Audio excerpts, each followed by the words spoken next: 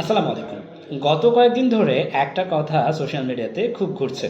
খালেদা জিয়াকে নাকি মৃত অবস্থায় আইসিইউতে লাইফ সাপোর্টে রাখা হয়েছিল। আমি একজন ডাক্তার এবং রাজনীতি নয়, শুধু চিকিৎসা বিজ্ঞানের আলোকে বিষয়টা পরিষ্কার করছি। প্রথম কথা হচ্ছে, মৃত মানুষকে আইসিইউতে দিনের পর দিন রাখা চিকিৎসা বিজ্ঞানে প্র্যাকটিক্যালি সম্ভব নয়। কারণ আইসিইউ হলো চিকিৎসার জায়গা, মৃতদেহ রাখার জায়গা নয়। মৃতদেহ সংরক্ষণ করতে লাগে নির্দিষ্ট তাপমাত্রার ফ্রিজার, যেটা থাকে মর্চুয়ারিতে, আইসিইউতে নয়।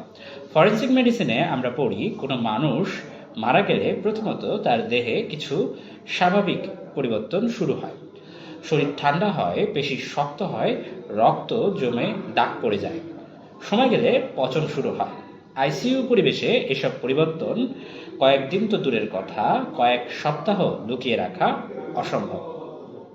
এখন প্রশ্ন আসে, লাইফ সাপোর্ট কি মৃত মানুষকে ধরে রাখতে পারে? উত্তর হচ্ছে না। লাইফ সাপোর্ট শুধু জীবিত মানুষের অঙ্গ প্রত্যঙ্গকে সহায়তা করে।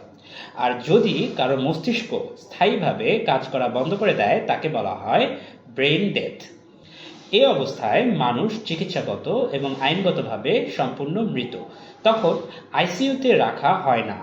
আমাদের সাবেক প্রধানমন্ত্রী খালেদা জিয়ার ক্ষেত্রে তিনি ছিলেন গুরুতর অসুস্থ, চিকিৎসাধীন, কিন্তু সেটাকে মৃত্যু ধরে নেওয়া মেডিকেলি ভুল।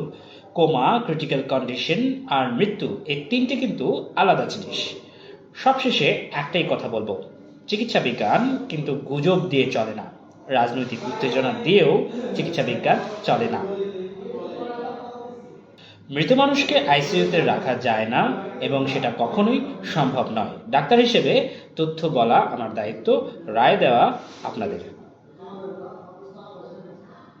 এই ভিডিওটি দেখার আগে কার কার কাছে মনে হয়েছিল যে মৃত ব্যক্তিকে দিনের পর দিন আইসিইউতে রাখা হয়, কমেন্ট করতে ভুলবেন না কিন্তু।